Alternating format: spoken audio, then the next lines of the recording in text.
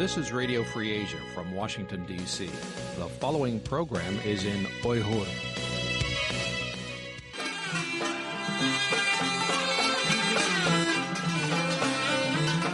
Erkin Asya Radyosu. Erkin Asya Radyosu. Assalamu alaykum, muhtaram radio anlıqçılar. Erkin Asya Radyosu'na hoş geldinler.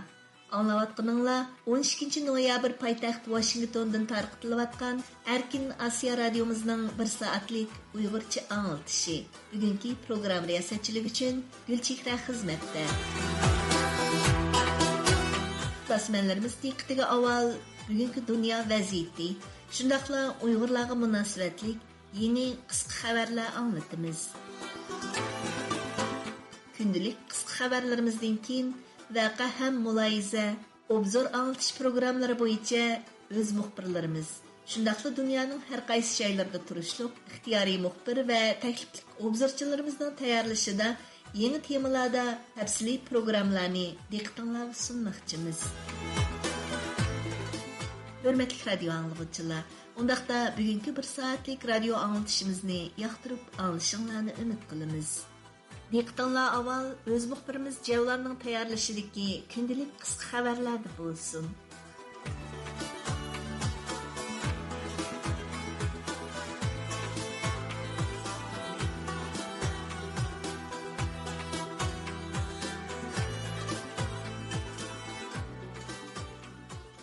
Amerika Federatsiya organlari 11 ayning 12 kuni Uyg'ur majburiy emgaki va dengiz mahsulotlari sohasidagi majburiy emgak temasida tor muhokama yig'ini ochdi. Amerika Tamojna va chegara qo'llash idorasining tor betidagi uchurlardan qaraganda, bu muhokama yig'ini Uyg'ur majburiy emgaki va dengiz mahsulotlari sohasidagi majburiy emgak haqida o'tkazilgan tor muhokama yig'inlarining ikkinchisi bo'lib, birinchi yig'in 11 ayning 5 kuni o'tkazilgan. O yig'inda tashqi savdo qonuniga xilof qilish voqealari haqidagi doklad asosiy tema qilingan. 12 noyabrda o'tkazilgan bu yig'inda bo'lsa, Uyg'ur majburiy emgakining oldini olish qonuni va bu qonun bo'yicha tizimga e'longan shirkatlar asosiy tema qilindi. Bu bir yurish tur muhokama yig'ini Amerika dengiz mahsulotlari sohasidagilarga Uyg'ur majburiy emgakining oldini olish qonuniga xilof qilish ahvolini tushuntirish va hukumatning buni to'sish tirishchanligini bildirish uchun o'tkazilgan bo'lib, Onunğa Amerika Vatan Xavfsizlik Ministerliği Siyasat İşxanası, Tamojna ve Chegara qo'llash idorasi, Emgak Ministerliği, Tashqi ishlar Ministerliği qatorliq o'rinlarning xodimlari qatnashdi ekan. 12 noyabr dengiz mahsulotlari boyligi to'g'rida e'lon qilingan xabarda deyilishicha, 2024-yil 7-oyda Amerika Vatan Xavfsizlik Ministerliği qaramog'idagi Amerika Uyg'ur majburiy emgakining oldini olish xizmat guruhi Uyg'ur majburiy emgakining oldini olish qonun loyihasi strategiyasini yangilagan bo'lib, Xitoydan kirayotgan alyumin, xlorid, polinil sanoati mahsulotlaridan boshqa yana dengiz mahsulotlari sohasiga majburiy emgak cheklamasi qo'ygan. Buning bilan majburiy emgakni cheklash qonuni bo'yicha qora tizimga kirgan Xitoy shirkatlarining soni ko'paygan. Amerikaning 47-navbatlik prezidenti bo'lib saylangan Donald Trump kelgusida tashkillaydigan hukumatiga kiradigan g'olliq a'zolarni bir-birlab oshkorlayotgan bo'lib, u Amerika Davlat Majlisi Kengash palatasi a'zosi Marco Rubioni Amerikaning kelar navbatlik tashqi ishlar ministri qilib tayinlamoqchi bo'lgan. New York vaqti gazeti 11 noyabr bu haqda xabar berib, qayta saylangan prezident Trumpning Florida shtatidan bo'lgan Kengash palata a'zosi Marco Rubioni Amerikaning tashqi ishlar ministri qilishi mumkinligini e'lon qilgan. Marco Rubio Xitoy, Iran va Venezuelaga tutgan qattiq pozitsiyasi bilan tonilgan Kengash palata a'zosi bo'lib, Xitoyga qarshi eng kuchli jumhuriyatchilardan hisoblanadi. 2010-yili Amerikaning Kengash palata a'zosi bo'lib saylangan Marco Rubio ilgari prezident Trumpning birinchi qarorliq hukumati mezgilida Xitoyga qarshi keskin maydonni ifodalab, Xitoyning Uyg'urlarga yurgizayotgan qabih jinoyatlarini qattiq ayblagan. Marco Rubio qatorliqlar Xitoyning qabih ziyonkashligiga uchrayotgan Uyg'urlarni qo'g'dashga munosabatlik Uyg'ur kishilik huquq qonun loyihasini o'tirib qo'ygan va bu qonun 2020-yil 6-oyda prezident Trump tarafidan imzolanib rasmiy qonunga aylangan edi. Marco Rubio yana 2022-yil 6-oydan boshlab ijro qilingan Uyg'ur majburiy emgigining oldini olish qonunining maydonga kelishi va qonunga aylanishini boshdan oxir qo'llab kelgan. Marko Rubio Trump hukumati mezgilida Huawei şirketiga har qanday texnikalik mahsulotlarni setishni cheklashni o'ttirib qo'ygan. Biden hukumati mezgilida bo'lsa Xitoy shirkatlariga yuqori texnikalik mahsulotlarni sotmaslikni, bosh shirkati Xitoyda bo'lgan TikTok shirkatini cheklashni tashabbus qilgan.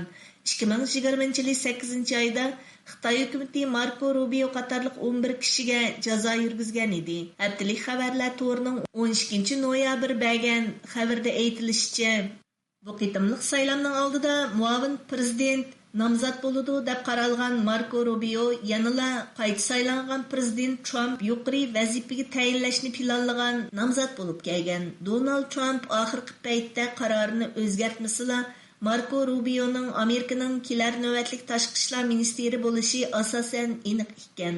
Amerika Davlat Majlisidagi ba'zi demokratlar Marko Rubio'ning tashqi ishlar ministri bo'lib tayinlanishini qo'llaydiganligini bildirgan. Rossiya prezidenti Vladimir Putinning amaldori, Rossiya bexatarlik kengashining kotibi Sergey Shoygu 12 noyabr kuni Xitoy tashqi ishlar ministriga qilgan so'zida Amerikadan kelgusida Rossiya bilan Xitoyni kontrol qilishiga qarshi turishning navbatda bu ikki davlatning eng muhim vazifasi ekanligini ta'kidlagan. Reuters agentligining 12 noyabr e'lon qilgan bu xabarda deyilishicha, Amerika Xitoyni eng chong raqobatchi, Rossiyani bo'lsa eng chong tahdid deb qarab kelgan. Amerika prezidenti bo'lib saylangan Donald Trump Xitoy va boshqa davlatlarga ig'ir tamojna bejaradiganligini e'lon qilib, savdo urushining keskinlashadiganligidan bishorat bergan.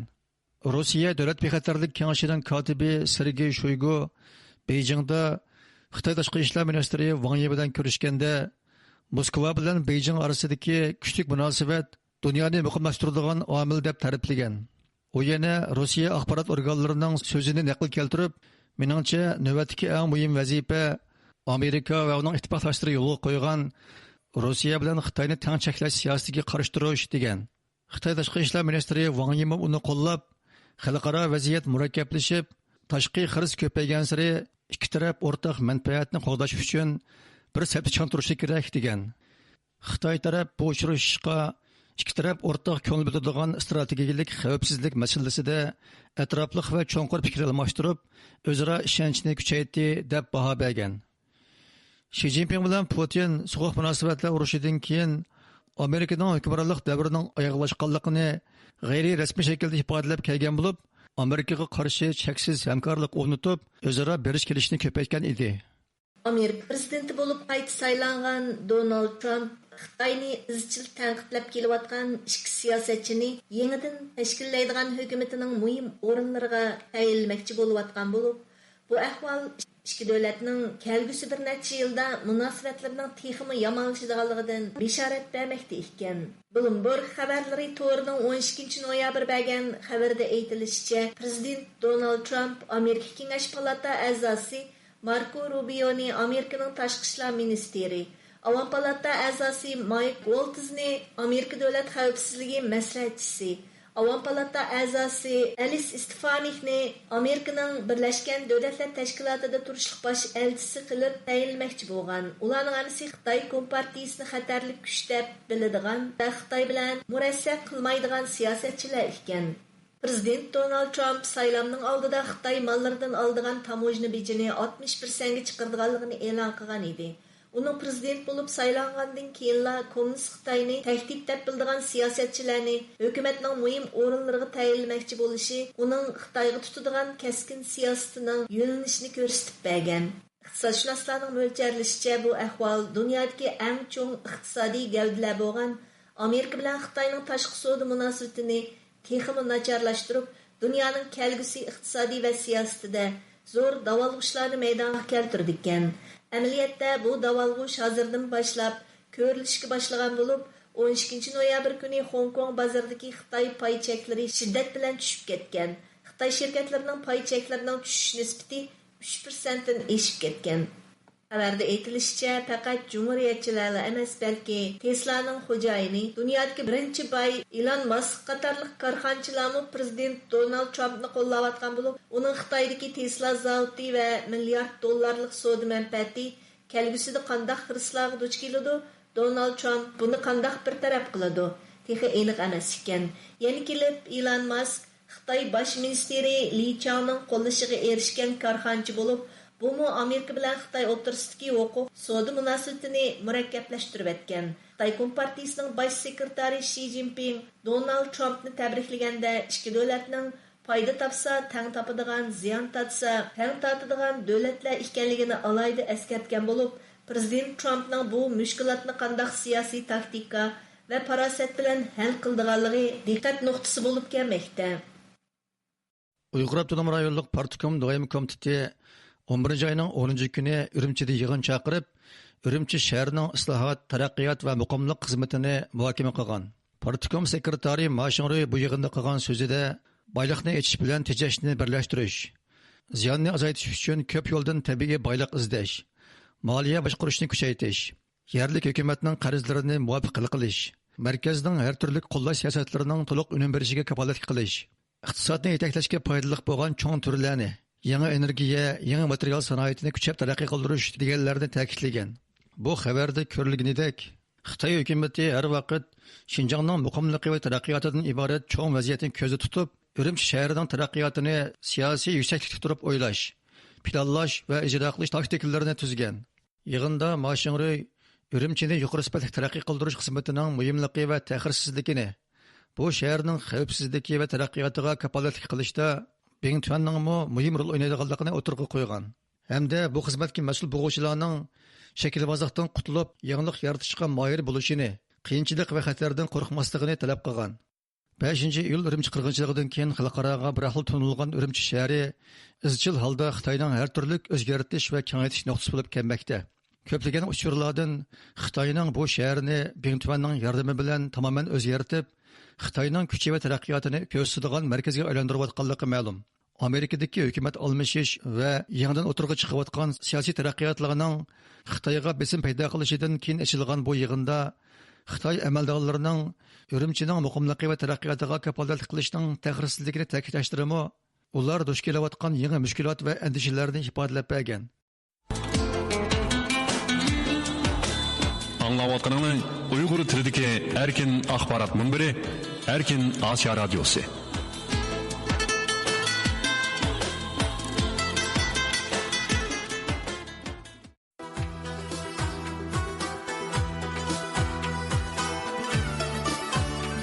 Hürmetli radyo anlıqçılar, anlavatqınızlar Amerika paytaxtı Washington'dan tarqıtılayotgan Erkin Osiyo radiosi. Ben program riyasatçısı Gülçehre. 12 noyabrdaki mazkur anlatışımızın vaqa ham muloyiza sahifasini başlaymiz. Sayfimizda o'z muxbirlarimiz va dunyoning har qaysi joylarida turishliq ixtiyoriy muxbirlarimiz hamda obzorchilarimiz yangi temalarda tafsiliy programmalarni diqqatingizga sunadi. Programma mazmunlari diqqatingizda bo'lg'ay.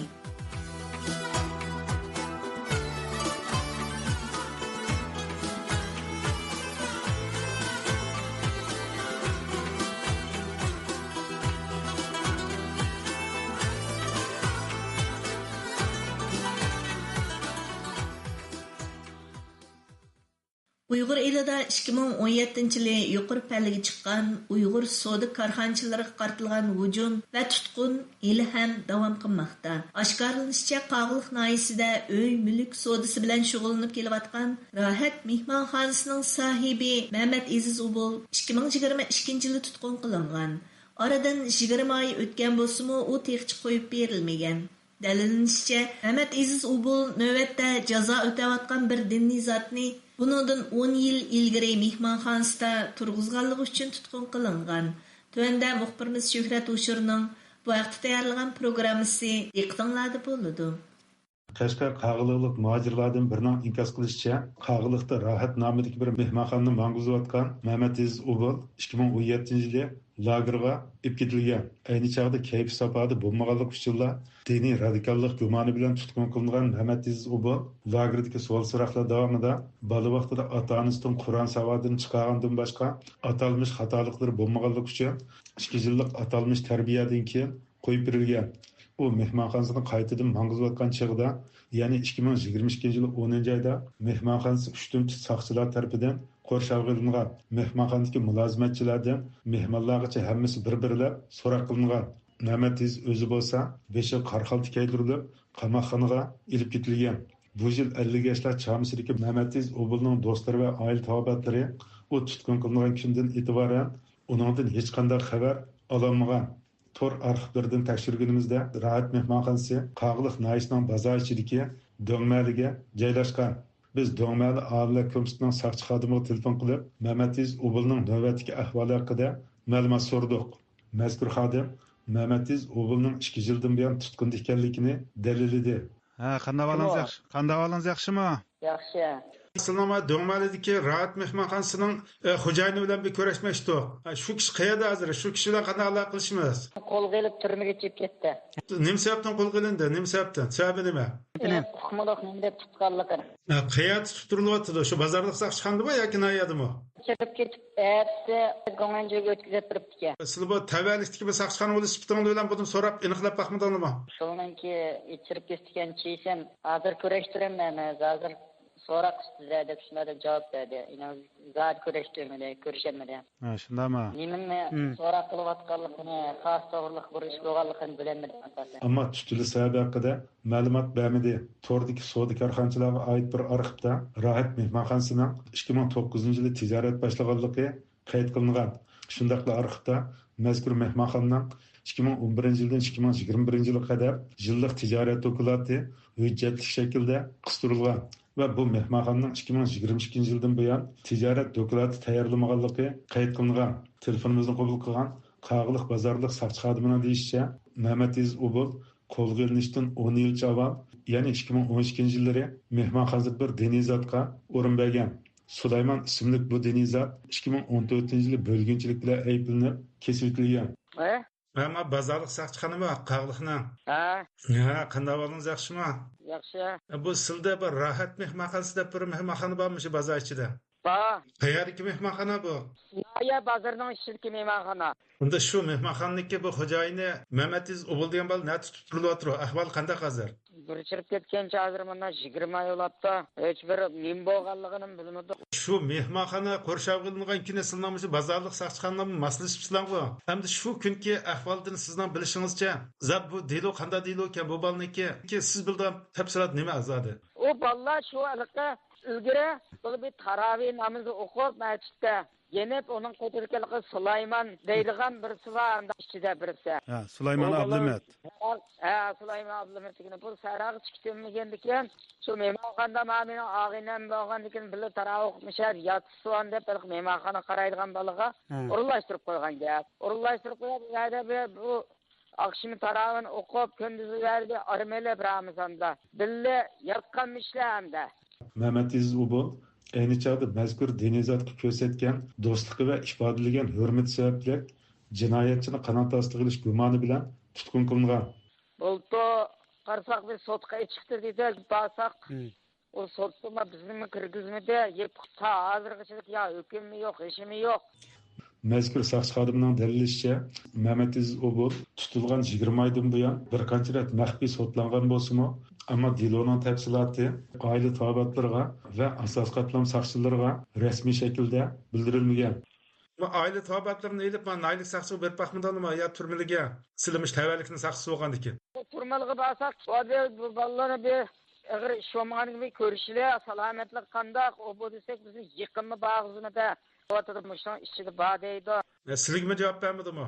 Bu yili Jensayandan sotliqlik keldi deydi. Yili Payandan sotliqlik keldi deydi. Mushunda qilib bu ishlar shu kundan kunga aqs ketmishida turdi. Hurmatli radio dinləyicilər, yuqorida Qog'liqdagi Rahat mehmonxonasining sohibi Mehmetiz Obulning jinoyatchini qanot ostiga olish gumoni bilan tutqun qilinganligi haqida anglatish berdik. Doktor Ering Dilasman Xitoy Xalq Cumhuriyetining millatlar siyosatidagi bürokratlik omillar 1950-yillardan o'rganishga tegishli saboqlar nomida bir doklad e'lon qilgan. Bu dokladida Xitoy hukumatining Xitoy bo'lmagan millatlarni bostirishga munosabatli sabablar ichida madaniyat va iqtisodiy hamda bürokratlik omillarning borligini ilgari surgan. Biz dokladning mazmuni Xitoy hukumatining Xitoy bo'lmagan millatlarga bo'libmi Uyg'urlarga tutgan siyosatida assimilyatsiya va irqiy qirg'inchilikqa burilishning orqasida qandaq sabablarning borligini bilish uchun doktor Erin Glassman bilan suhbat ilib bordik. Tuvanda diqqatinglar muxbirimiz O'yg'arning bu vaqtda tayyorlagan programmasida bo'lg'ay. Xitoy hukumati bir hafta davomlashgan mamlakatdagi xalq qurultiyining yig'ini oxirlashganda qiyin ahvolda qolgan Xitoy iqtisodiy va Donald Trumpning kelgusi Amerika-Xitoy munosabatida yangi savdo urushini o'tirg'a chiqarish mumkinchiligiga qarata yangi qaror ma'qullagan. Ya'ni Xitoydagi yerlik hukumatlarning g'oyat zo'r qarzlarini to'lashiga yordam berish uchun 1 trillion 400 milliard dollarlik iqtisodni rag'batlantirish programmasini jakarlagan. Mutaxassislar bu programmaning Xitoydagi negizlik masalalarni hal qilish va Xitoy ehtiyoji bo'lgan harakatlantiruvchi kuchni qo'zg'atishga yetmaydiganligini ilgari surmoqda. Xitoy mamlakati xalq qurultiyining rasmiy to'r betida deyilishicha, 11 oyning 8 kuni Xitoyda bir hafta davomlashgan mamlakatdagi xalq qurultiyining yig'ini oxirlashgan. Xitoy moliya ministri Lan Fuan 3 yil ichida yerlik hukumatlarning qarz chekini 838 milliard dollar oshirish va yerlik hukumatlar uchun yana 559 milliard dollar qo'shimcha mablag' berilganligini e'lon qilgan. Bu umumiy miqdor 2008 yildagi yer shari pul muomala krizisidan keyin Xitoy hukumatining iqtisodni gullantirish uchun solgan 580 milliard dollardan bir hassa ko'p ekan. Lan Fuan yana mundaq degan: "Yangi rag'batlantirish plani zo'r qaror bo'lib, iqtisod va pul muomalaning o'ngishli qilib berilishi va yerlik hukumatlarning qarzni azaytishiga kafolatlik qildi." Amerikadagi siyosiy analizchi Gordon Chang Xitoy hukumatining bu rag'batlantirish programmasi haqida ko'z qarashini bayon qilib, mundaq dedi: "The program is not big enough and it only targets one issue, which is the hidden debt of local governments. Local governments probably have more debt than the 1.4 trillion dollars." Bu programma yeterlik emas. U faqat birli masalani, ya'ni yerlik hukumatlarning qarzini hal qilishni nishon qilgan. Yerlik hukumatlarning qarzi 1 trillion 400 milliard dollardan oshib ketadi. Shunga men buning Xitoy iqtisodini vaqtli hal qilish va qutuldirish chorasi ekanligidan gumonlanaman. Xitoy hukumati kelgusida Xitoy iqtisodini rag'batlantiradigan, ya'ni taraqqiy qildiradigan pulning miqdorini ko'paytirishi mumkin. Ammo bu programma Xitoy iqtisodini taraqqiy qildirish va hozirgi mavjud ahvoldan qutulishdagi haqiqiy hal qilish chorasi emas. They very well may in the future increase the amount, but at the moment this is not going to be a real solution for China. Amerikadagi Rand siyosat tadqiqot markazi strategiya va xavfsizlik mutaxassisi Raymond Ko Xitoy hukumati e'lon qilgan iqtisodni rag'batlantirish programmasining qiyin ahvolda qolgan Xitoy iqtisodini qutuldirmasdan, aksicha Xitoyda ko'rilayotgan masalalarni texmo og'irlashtirib o'tadiganligini ilgari surib, mundaq dedi: "And 1.4 trillion is probably not going to be enough for stimulus. I think the other issue is that just like with the previous stimulus, a lot of this is going towards local governments." 1 trillion 400 milliard dollar Xitoyning navbat iqtisodiy qiyinchiligini qutuldirish uchun yetarli bo'lmasligi mumkin. Menimcha bu yerdagi muhim masala shuki, bu Xitoy hukumatining ilgirki iqtisodni rag'batlantirish uchun o'tirib qo'ygan programmalarga o'xshashla, bu pullarning ko'pinchisi iste'molchilarga emas, balki yerlik hukumatlarga berildi. Iqtisodni rag'batlantirish uchun ayrilgan 1 trillion 400 milliard dollar yerlik hukumatlarning qarzini qayta planlab to'lashiga fursat yaratib berishni maqsad qilgan. Bu yerlik hukumatlarga foydali bir programma bo'lsa-mu, ammo menimcha Xitoydagi eng negizli masala iste'molga tayangan iqtisodiy taraqqiyotdir. Bu pullarni yerlik hukumatlarga berish ishlarni yerlik ishlab chiqarishga yuzlantirishi mumkin. Holbuki bu Xitoyda ko'rilayotgan masalalarni texmo og'irlashtiradi. Consumption-led growth. Giving this money to the local governments, they'll probably be put towards local production, which just kind of exacerbates the problems that you see in the Chinese economy. Wall Street Journal gazetinin obzorchisi Walter Russell Mead Xitoy iqtisodi haqida bir parcha maqola yozib, Xitoyning o'zi qo'llagan o'rga o'tishayotganligini, Xitoy iqtisodiy modelining davom qilolmaydiganligini ilgari surgan. U buning asosiy sababini tuandagi jumlalar orqali bayon qilgan.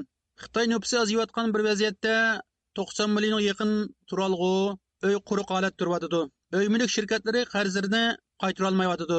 O'z chiqimlarini uzundan buyon uy mulk shirkatlariga yer setish orqali ta'minlab kelgan yerlik hukumatlar qarz patqiga g'arq bo'lyotidi. Xitoy hukumatining rag'batlantirish bilan Xitoy oilalari yillarcha yiqqan umum mablag'ining 80% ga yaqin qismini uy mulkka mablag' solgan edi. Hozir ba'zi yerlarda 2021 yildan buyon uy bahosi taxminan 30% tushib ketdi. Sanoatda topgan foydasi o'tgan bir yilda 18% tuvalidi. Yoshlarning ishsizlik nisbati davomli oshmoqda. Yevropa va Amerika Xitoyga qarshi yangi tamojna bejini planlayotdi. Chet elliklar mablag' solishni xohlamayotdi. Amerikadagi siyosiy analistchi Dr. Underscore Xitoyda bir yurish iqtisodiy masalalarni hal qilish uchun mablag' solishni o'stirish emas, aksicha bozor va iqtisodiy qurilma islohot olib berishi kerakligini ilgari surdi. It definitely will not address the main structural issues, which is overregulation of the economy by the Chinese Communist general. $1 trilyon $400 iqtisodni kontrol qilishdagi asosli qurilma xarakterli masalalarni va Xitoy iqtisodining geosiyosiy munosabatli masalalarni hargiz hal qilolmaydi. Ya'ni bu g'oyat bir mablag' Xitoyning Tayvanni ishg'ol qilish plani, hukumatning yordam va to'liqlamasi bilan o'zining eksportiga ta'sir ko'rsatgan adolatsiz savdo odati qatorliq asosli masalalarni hal qilolmaydi. Bu iqtisodga ziyon soladi. Xitoy bu orqali navbatda Amerika va Yevropa ittifoqi qatorliq davlatlarning Xitoy mollariga qarata yo'lga qo'ygan xalqaro tamojna bejiga inkas qaytaryapti. Qarg'inimizda Xitoy iqtisodining istiqboli intayin nachar. $1 trilyon $400 dan iborat bu rag'batlantirish puli amaliyotda pulning u yerdan bu yerga o'rin olmishi, ya'ni yetkilishidan boshqa narsa emas. Masalan, bu pullarning oz bir qismi Xitoyda iste'mol saviyasini o'stirish uchun sarf qilinadi.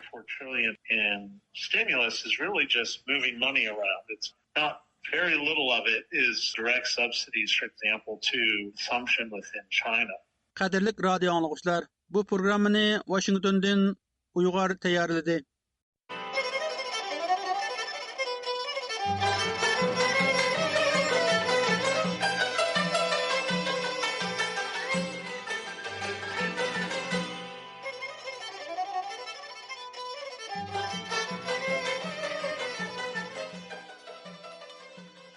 Norvegiyaning Bergen shahridagi Bergen kutubxonasida Uyg'urlarning vaziyati va ularning kimligini yerliklarga anglatish maqsadida Uyg'ur madaniyat festivali o'tkazilgan.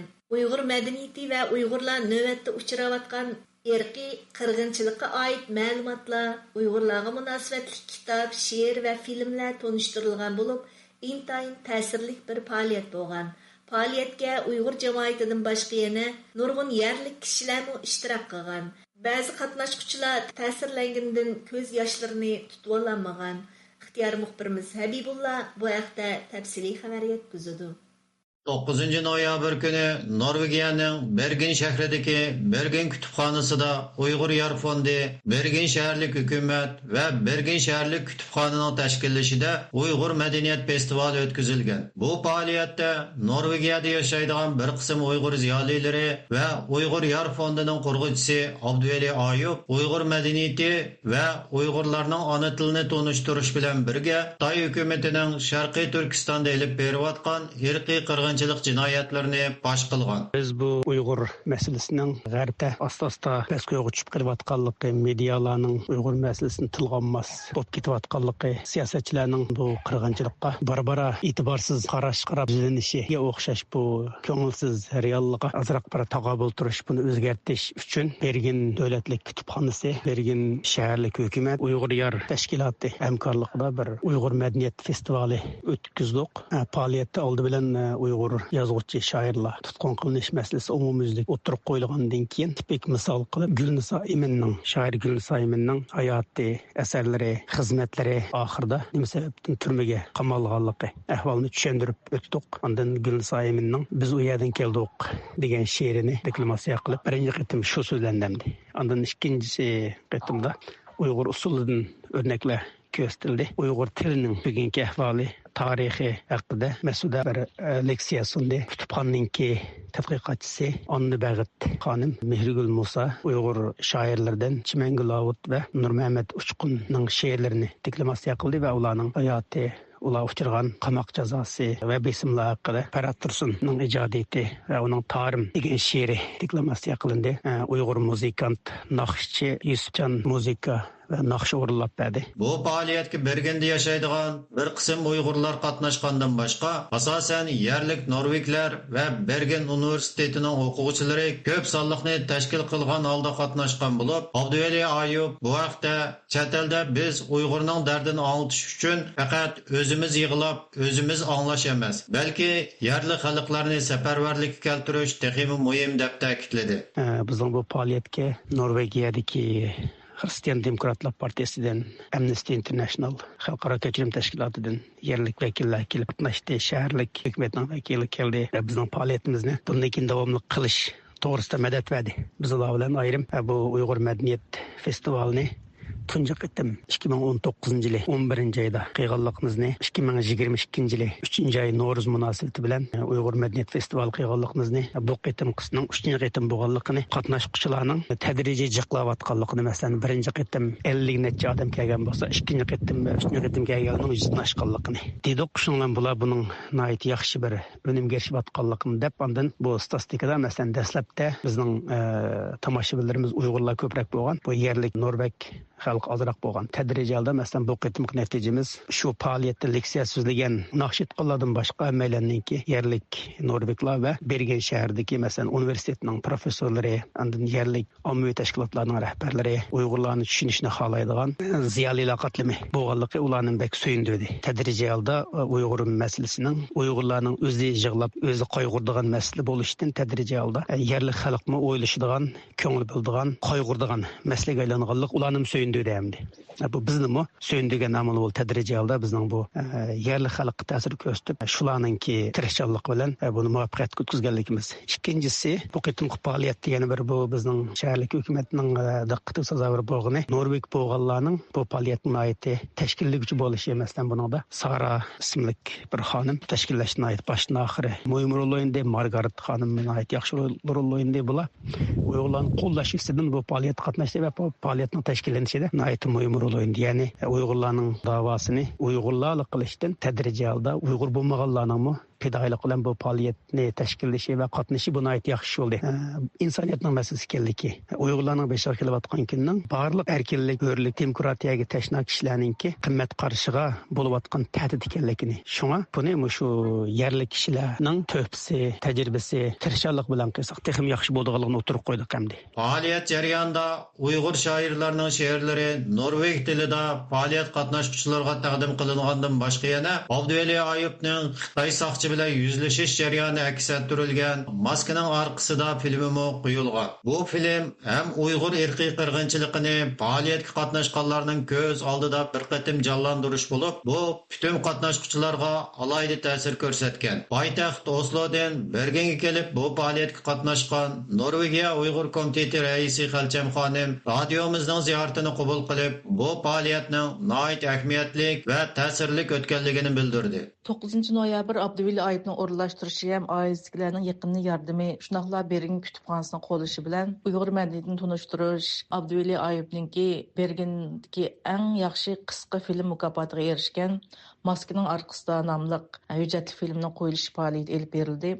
Bu faoliyatga shu yerlik millatlardan ko'plagan kishilar qatnashdi ham, shunaqla bizning Uyg'ur madaniyatimizga, Uyg'ur masalasimizga qiziqadigan tashkilotlarning mas'ullarimi ko'plab ishtirok qildi. Ham shu Norvegiyadagi jamoat va boshqa shaharlardan kelgan Uyg'ur jamoatininki qatnashishi bilan o'zimizning Uyg'ur madaniyat ham Abduveli Ayub oilasidagilarninki Uyg'ur masalasini tunishtirishda tayyorlagan qisqa videolari tunishtirish faoliyati olib berildi. Bugungi faoliyat shunchalik ahamiyatli va mazmunli o'tdi. Shvetsiyadan bu faoliyatga qatnashish uchun kelgan yosh naqshchi Yusufjon bo'lsa, faoliyat jarayonida Norvegiya ve Uyg'urlarga o'zining Uyg'ur muqomidan ariya urullab berganligini. Shundaqla Maskaning orqasida filmi qo'yilganda ba'zi qatnashuvchilarning ko'z yoshlarini tutib ololmaganligini bildirdi. Men Shvetsiyadan kelib qatildim bu faoliyatga. Abduveli Malimning qizi Uyg'ur xalqining shu tarixdan tortib hozirgacha bo'lgan orliqdagi shu Uyg'urlarning qo'llangan yeziqlari,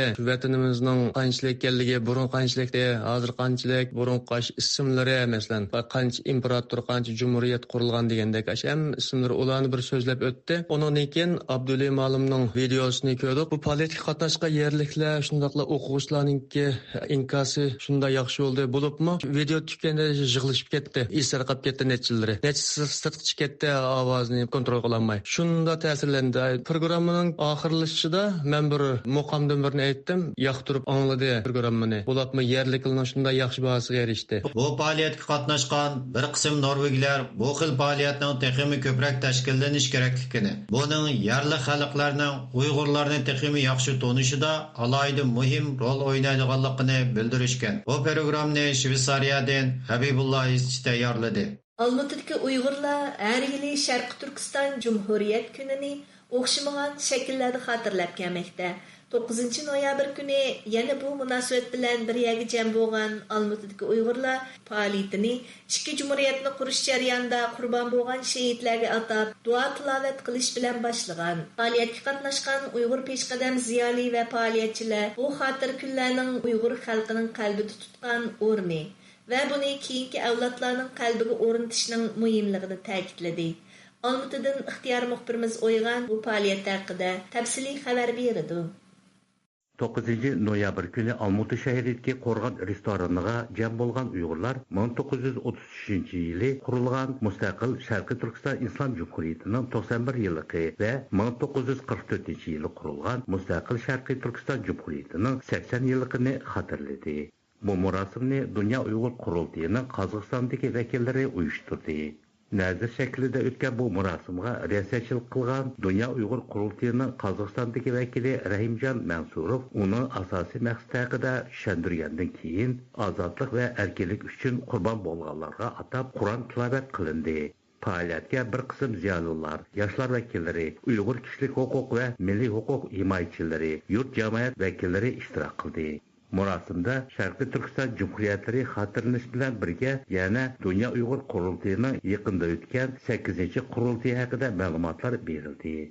Mazkur xotirlash marosimini uyushtiruvchilarning biri Dunyo Uyg'ur qurultiyining a'zosi Tursunjon Saidov apandi ziyoratimizni qabul qilib mundaq dedi. Siyasatshunos Dunyo Uyg'ur qurultiyining birinchi disaqm bo'ldi. Maslahatchisi Qahramon Xo'janberdi. Dunyodagi bu vaqtda vaziyat qanday? 8-qurultayning qanday o'tganligi, qanday odamlar saylandi, Xitoyning buyuk ipmolgan ishlar to'g'riliq qisqachamiz tushunildi. Bundan keyin bizning hozir Dunyo qurultiyining muavin raisi bo'lib saylandi bizning Erkin Ahmetov. Shuningga so'z berildi. Erkin Ahmetov hammasini 8-qurultaydagi vakillarni, sabdashlarni tabrik qildi. Ondan keyin shu qurultaydan kelgan qurultay vakili saylangan guvohnoma shularni har biriga taqatdi. Ondan keyin 8-qurultayga bizdan 2 xonim bordi. Birisi Dilnur Qasimova, 7-qurultayning modeli, yana birisi bo'lsa Gulbanur Bakiyeva, Talg'ar ayollar kengashining raisi. Bular o'zlari qisqacha qurultayni voqealar bo'ldi, qanday bordi, qanday kutib oldi, qanday keldi, yana qanday o'zgarishlar bo'ldi, shu to'g'ri qisqacha ma'lumot berdi, hammasini ko'zlab chiqdi. Qahramon Xo'janberdi mazkur faoliyatda ikki jumhuriyatning o'tmishi va savoqlari, uning bugungi avlodlar uchun ahamiyati haqida to'xtalgan. U ilgari maxsus Sharqiy Turkiston Jumhuriyati tarixi, Uyg'urlar tarixi haqida bir qancha kitob va maqolalarni yozgan bo'lib, uning doklati marosim qatnashuvchilarining Sharqiy Turkiston Jumhuriyati tarixi haqida ma'lumotga ega bo'lishida unumli bo'ldi. Biz Cumhuriyet Günü murasimiga qatnashgan, ham yaqinda o'tgan 8-navbatlik Dunyo Uyg'ur qurultiyi umumiy vakillar yig'iniga qatnashib kelgan Gulbanur Bakiyeva xonimni ziyorat qildik. U mundaq dedi: Ikki Sharqiy Turkiston Cumhuriyetini xatirlash faoliyatini o'tkazish an'anaga aylandi. Bu yilma biz yig'ilib, shu yillarda qad ko'targan mustaqil Cumhuriyetimizni, uningda xizmat qilgan buyuk namoyandalarimizni esga oldik. Siyasatshunos Qahramon Xo'janberdi odatdagidek shu davlatimizning paydo bo'lish keyingi taqdiri, ularning Uyg'ur xalqining qalbida tutgan o'rni haqida tushuncha berdi. Albatta, bizning ajdodlarimiz qurgan mamlakatlarimizni xatirlash keyingi avlodimiz uchun bek muhimdir. Sababi xalqimizning kelajagi mushu yoshlarning qo'lida. Shuning uchun mushundaq faoliyatlarga yoshlarimizni ko'plab jalb qilishimiz kerak. Barlığınlarni muşu Cumhuriyet günü bilen çin kalbimden tebrikleyme.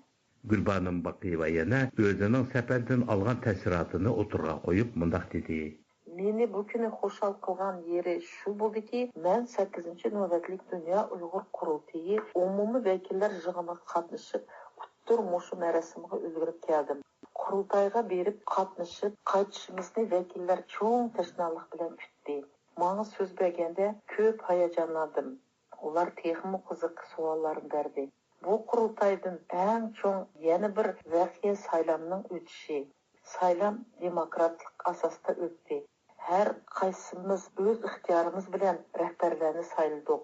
Saylam nihoyatda muvaffaqiyatli o'tdi deb hisoblayman. Biz Dolqun Aysaning qurultay raisi bo'lib turganda uning ko'pligan amaliy ishlarining guvohchisi bo'ldik. Men qurultayning tafsiloti haqida to'xtalmasam, bu haqda radiolardan ko'p aytildi. Mening yana bir deydiganim bizning xalqimiz erkparvar xalq. Biz bu mamlakat bo'lishni, erkin yashashni xohlaymiz. Men fursatni foydalanib, Dünya Uyg'ur Qurultayining yangi rahbarlariga sog'lom salomatlik, cho'ng utuqlar, xalqimizning erkinligi, ozodligini tilayman. Tarixiy ma'lumotlardan egilishimizcha, 1944-yili qurilgan Sharqiy Turkiston Cumhuriyeti Xitoy va Sovet kommunist hokimiyatlarining til biriktirishi orqasida yo'qitilgandan keyin ko'plagan Sharqiy Turkiston Cumhuriyeti hukumat a'zolari va milliy armiyaning jangchi ofitserlari Xitoyning taqiblariga uchragan edi. Ularning xeyli ko'p qismi 1955-1963 yillari orasida O'rta Osiyo jumhuriyatlariga, jumladan Qozog'istonga chiqib ketishga majbur bo'lgan. Hozir ularning barligi olamdan o'tgan. Ular hayot vaqtlarida har yili Sharqiy Turkiston Cumhuriyat kunlari dag'dulli xotirlangan bo'lib, bundaq marosimlarga ular taraf-tarafdan kelib qatnashatdi. Hozir 1944-1949 yilidagi mazkur Sharqiy Turkiston Cumhuriyatiga qatnashganlarning hammasi degudek vafot bo'lgan. Lekin ularning orasida Cumhuriyat bosh kotibi Abdurauf Maqsum Ibrohimiy, Milliy armiya muavin bosh qo'mondoni Zonun Tiyipov, Milliy armiya polkovniki Ziya Samadi, hatto Cumhuriyat raisi Alxan To'ra qatorliq yuzlagan davlat va armiya yuqori darajalik rahbariy shaxslari bor edi. Bu programmani Olmaotadan O'yg'an tayyorladi.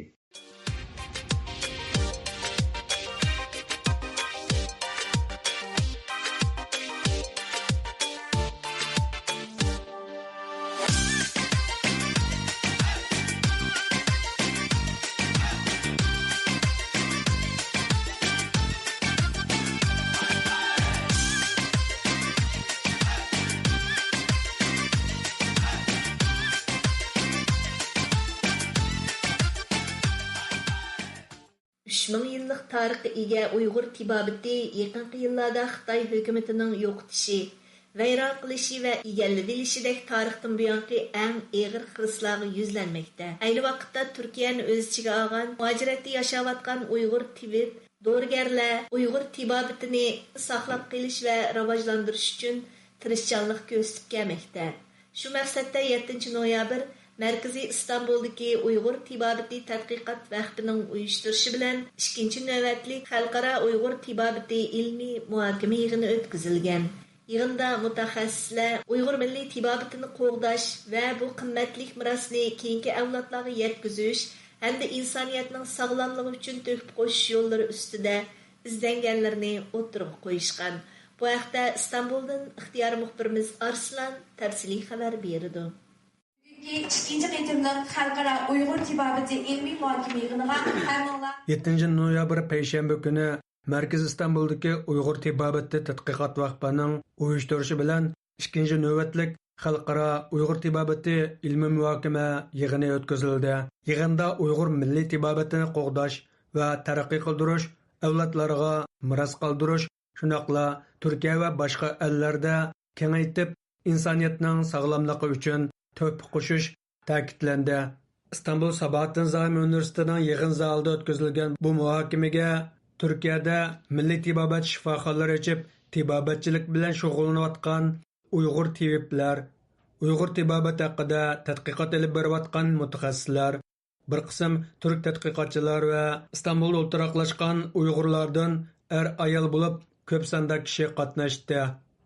Yig'inning ichilish murosimida so'z qilgan Uyg'ur tibobati tadqiqot vaqfining raisi professor doktor Mutallib Amchi apandining bildirishicha, Uyg'ur tibobati ilmi Uyg'ur madaniyat meroslarining muhim tarkibiy qismi bo'lib, u 3000 yillik tarixga ega ekan.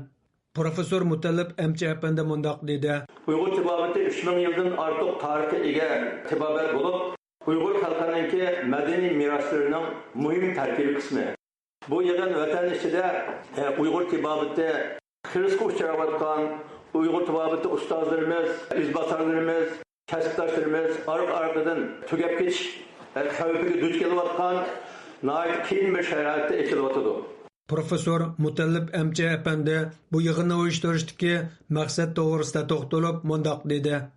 Yig'inni ichki maqsadimiz biz muhojiratda Uyg'ur tibobatini saqlab qolish, uningga varislik qilish va uni taraqqiy qildirish orqali xalqaroga tunishtirish, shundaqla Uyg'urni dunyoga tunishtirish, Turkiyada Uyg'ur tibobatini tunishtirish orqali turklar orqali butun dunyoga Uyg'ur tibobatini taqdim qilish va insoniyat dunyosidagi sog'lomlik ishlari uchun bir kishilik hassimizni qo'shash, oxirida Allohning rizoligiga erishishdan iboratdir.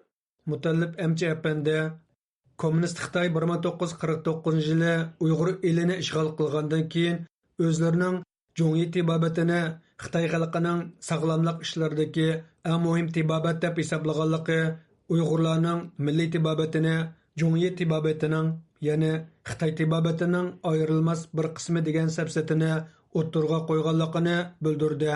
Amaliyotda Uyg'ur tibobatining Jungi tibobatining bir qismi emasligini, nazariya, amaliy davolash va dori yasash jihatdanmi Uyg'ur tibobatining Xitoy tibobatidan farqli ekanligini ta'kidlab o'tdi.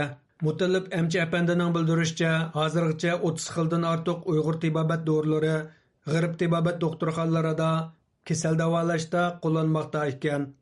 Yaqinda Urumchida 5 milliard yuan mablag' silib g'oyat cho'ng dori yasash zavodi qurilgan. Biroq bu Uyg'ur tibobati dori zavodi bo'lmasdan balki atalmish Junxo tibobatining dori zavodi ekan. Bu zavodda 87 xil dori ishlab chiqaradigan bo'lib, buning ichida 18 xil dori Uyg'ur tibobatining, 5 xili Tibet, 4 xili Mo'ng'ul tibobatining dorisi ekan. Yig'inning ichilish murosimida so'z qilgan Istanbul Sabahattin Zaim Universitetining muavin mudiri professor doktor İbrahim Güney apandi mundoq dedi. Asırlardır nesilden nesile aktarılan ve günümüzde de ilgi gören Uygur tıbbının bilimsel çalışmalar ve geleneksel bilgeliğin kesiştiği Uyghur tibobati necha asrdan buyon ilmiy tadqiqot va an'anaviy hikmatlari bilan avlodma-avlod davomlashib kelmoqda. Bu tibobat bugungi kundami kishilarning diqqatini tortmoqda. Uyg'ur tibobati qadimki falsafaviy qarashlar va davolash meroslarini o'ziga nazariy asos qilgan bo'lib, sog'lomlik sohasida emas, balki hayot bilan zich munosabatlik tushuncha ham qarashlardami muhim o'rin tutadi. Biz birlikda tirishish orqali Uyg'ur tibobatining yoshirin iqtidori va kasal davolashdagi mo'l tajribalarini keng xalq ommasiga yetkazishimiz, bu qimmatli merosni kelgusi avlodlarga qoldirishimiz kerak. Yig'inda so'z qilgan Sharqi Turkiston Ulamolar birligining raisi doktor Olimjon Bug'do muhojiratdagi Uyg'ur tiboblarining bu qimmatli boyligini saqlab qolish va uni taraqqiy qildirish uchun tirishchanlik ko'rsatishning intayin muhimligini ta'kidlab o'tdi. Bunda bir yig'inninki o'rinlashtirilishi haqiqatan nayt muhim. Chunki buni biz chet elda taraqqiy qildirishimiz va buni xalqaroga tanishtirishimiz bu bizning uchun Uyg'ur muhojiratdagi Uyg'ur jamiyati, Uyg'ur xalqi uchun nayt muhim bir masala. Hindiston musulmonlarining Aligarh Universiteti Yunan tibobati bo'limining mudiri professor doktor Sayyid Ziyaur Rahman bu yig'inga videolog tabrik so'z yo'llagan. U tarixda o'tgan Uyg'ur tibobat olimi Jamoliddin Oqsaroy tarafidan yozilgan Oqsaroy nomli tibobat kitobining Hindiston musulmonlar Aligarh Universitetida darslik qilib qo'llanayotganligini bildirdi. Yig'in yana Uyg'ur tibobatchilik kasbini o'rganayotgan va bu vaqtda tadqiqot olib borayotgan turk doktor Sumayya Doğan xonim so'z qildi. U qadimgi turk tibobati bilan Uyg'ur tibobatining zich munosabatlik ekanligini, ammo turklar keyincha g'arb tibobatining ta'siri bilan milliy tibobatdan uzoqlashtirilganligini, shuning uchun Uyg'ur tibobatini Turkiyada umumlashtirishning zarurligini ta'kidlab o'tdi. Ve bu bizden koparılmış şeyi yine Uygur Türkleri vasıtasıyla yeniden tıbbımıza girmesini temenni ediyorum. Uyg'ur tili va tibobatchilikni o'rganayotgan turk ayol Yasemin Kayali xonim Uyg'ur tibobatini umumlashtirishning muhimligini ta'kidlab mundoq dedi. Geçmişten günümüze kadar mükemmel bir nazariyesiyle gelişim gösteren bu büyük ilmin, bu Uygur tıbbının yayılması için davomli yangi fikrlar o'tirg'i chiqayotgan bugungi tibobat sohasida nazariya jihatdan bo'lsin yoki amaliy davolash jihatdan bo'lsin uzun tarixga va mo'l davolash tajribasiga ega Uyg'ur tibobati intayin muhim bir soha. Buni umumlashtirish uchun hammamiz tirishchanlik ko'rsatishimiz kerak. Uyg'ur tibobatini oldi bilan Turkiyada, ya'ni turk xalqiga umumlashtirish orqali dunyoga umumlashtirish kerak deb qarayman. İstanbul'daki Sağlık Bilimler Üniversitesi ve Medipol Üniversitesi'de Uyghur tibabeti boyunca maxsus ders ötüvatkan doktor Mağfiret Buzlar Hanım, Türkiye'deki bazı üniversitelerinin tibbi fakültelerinde Uyghur tibabetiga dair derslerinin ötüvatkanlıqını, bu sahada magisterlik ve doktorluk unvanı için okuvatkan meditsina kasbidagi o'quvchilarning Uyghur tibabetiga ciddi qiziqayotganligini bildirdi. Bu doktora hem magisterlik okuğuçıldan başka tıp fakültesinin okuğuçularıma bunu dersini alabatıdı. Yani nurgun profesörler öğrenebatıdı hazır.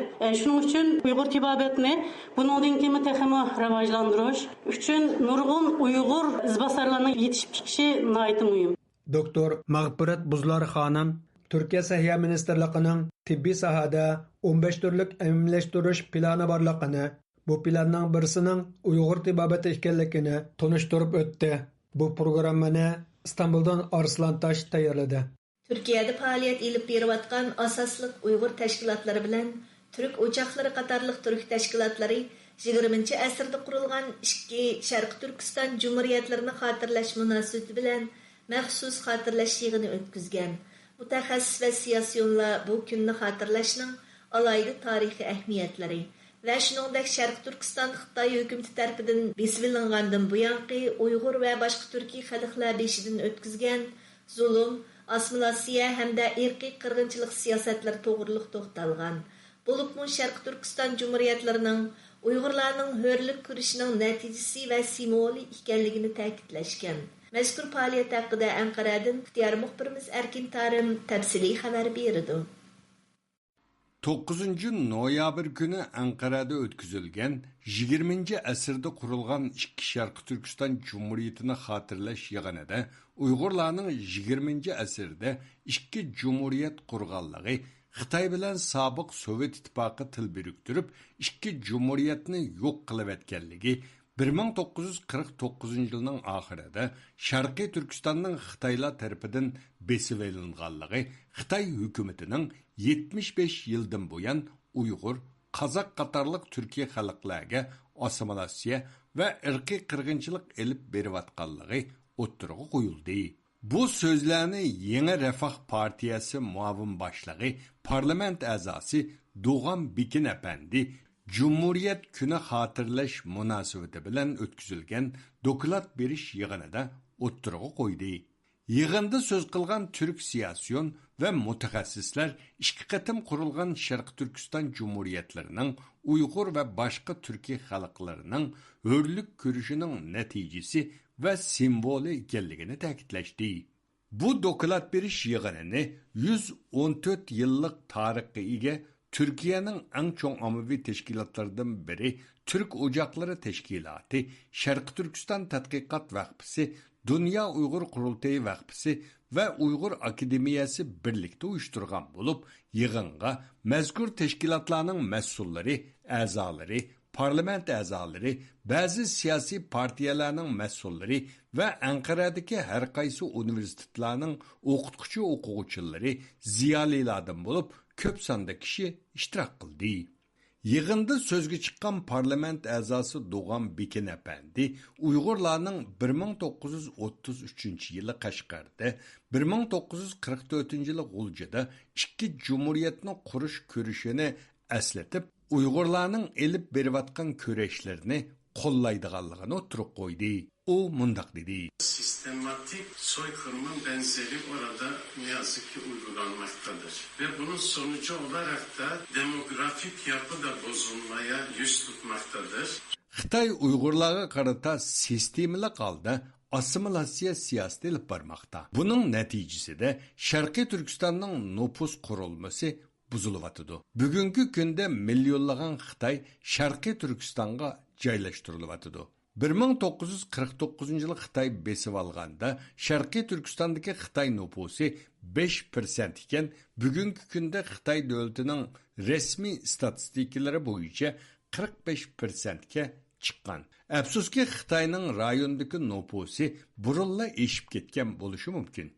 Doğan Bekin Efendi Xitayning besim ve assimilasiya siyosatining irqiy qirg'inchilik ekanligini ta'kidlab mundaq dedi. 2015'ten itibaren ise yeni bir evreye girmiş ve sistematik bir soykırıma dönüşmüştür. Xitayning besim siyosati 2015 yildan tortib irqiy qirg'inchilikqa aylanishga boshlagan. 2017 yilda terrorchilikqa qarshi kurash qilish qonuni nomida chiqarilgan qonun bilan millionlagan Uyg'ur va boshqa Turkiya xalqlar jazo lagerlariga tashlangan. Sharqiy Turkiston usti ochiq turmaga aylantirildi. Biz Xitoyni darhol bu qattiq qo'l siyosatidan voz kechishga chaqiramiz. Arkadan Profesör Doktor Mehmet Özefendi söz qilib mundaq dedi. Türkiye, yaşadığımız bütün sıkıntılar var.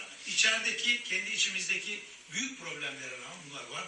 Türkiye'nin çok sağlam durması gerektiğini düşünüyorum. Türkiye barlıq qiyinchiliklarga qaramasdan Sharqiy Turkiston masalasiga ega chiqishi kerak deb o'ylayman. Chunki Uyg'urlar bizning qon qarindoshlarimizdir. Uyg'urlar tarixda ko'p davlat qurgan, oxirgi jumhuriyat sobiq Sovet ittifoqining yordam qilishi bilan 1949 yili oktyabrda Xitoyning tajovuzchiligiga uchradi. O kundan tortib Sharqiy Turkistonda assimilasiya siyosati yurgizilishga boshlandi. Bugungi kunda Xitoyning assimilasiya siyosati irqiy qirg'inchilikqa aylandi. Uyg'urlar tarixda parlaq madaniyat yaratgan muhim bir turk qavmi. Men Uyg'urlarning qaytadan 3-jumhuriyatni qura oladiganligiga ishonaman va buni chin dilimdan umid qilaman. Echilish murosimida Dünya Uyg'ur Qurultayi muavin raisi Abdurashid Abdulhamid, Uyg'ur Akademiyasi vaqfisi raisi Abdulhamid Qaraxon apandilarmu so'z qilib, ikki jumhuriyatni xotirlash bilan birga 3-jumhuriyatni qurish uchun kurash qildiganligini ta'kidlashdi. Yig'inda doklad bergan Profesör Saadettin Gümeshning qarashicha, har ikki qatimliq Sharqiy Turkiston Jumhuriyati yerlik xalqning o'z vatanidagi zulmga va mustamlikachilikka qarshi turishdek o'rtaq sabab asosida dunyoga kelgan. Bu hal xilili mukammal tuzilgan asosiy qonun moddalaridami to'liq aks etgan. Arqadan yig'anda Ankara Hacı Bayram Veli Üniversiteti profesörü Qonuralp Erjalasun efendimi 20. asırda qurilgan ikki cumhuriyet to'g'risida doklad berdi. Ankara'daki Hacettepe Üniversitesi tarix fanlari dotsenti Erkin Ekrem efendi Sharqiy Turkiston mustaqillik davosining kelajagi to'g'risida to'xtaldi. En ahirida Profesör Doktor Filiz Avşar Yavuz Hanım 2012 yılı Ürümçi bilen Qashqarga elib bargan ziyaretide algan təsiratları to'g'risida to'xtaldi.